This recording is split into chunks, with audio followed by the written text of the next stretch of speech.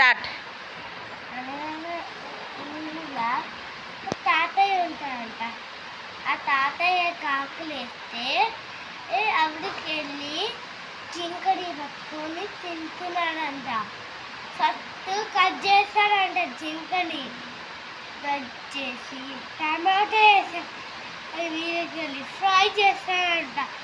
అది మీదకెళ్ళి చేస్తే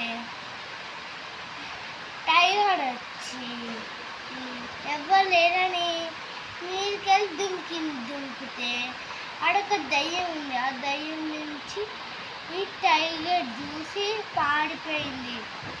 అతను ఆ తాతయ్య వెజిటేబుల్స్ క్యారెట్ కట్ చేసి మెత్తగా కొంచెం కొంచెం పీసు తీసి ఆ మొక్కలు వేసాడు. ఆ మొక్కలు వేస్తే అది పెద్ద యాపిల్ చెట్టు అయింది. యాపిల్ చెట్టు అది రోజు వాటర్ పోస్తున్నాడు. పోసి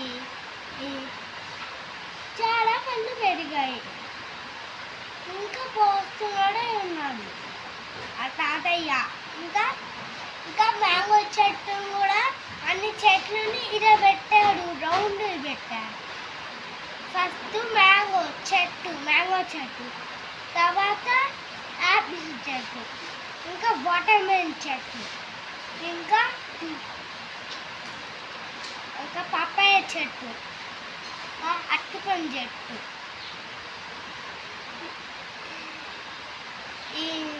ఇంకా వాటర్మెలన్ చెట్టు, ఇంకా మ్యాంగో చెట్టు, ఇంకా యాపిల్ చెట్టు. గణపతి స్టోరీ చెప్పు. ఇంకా గ్రీన్ గణపతి స్టోరీ.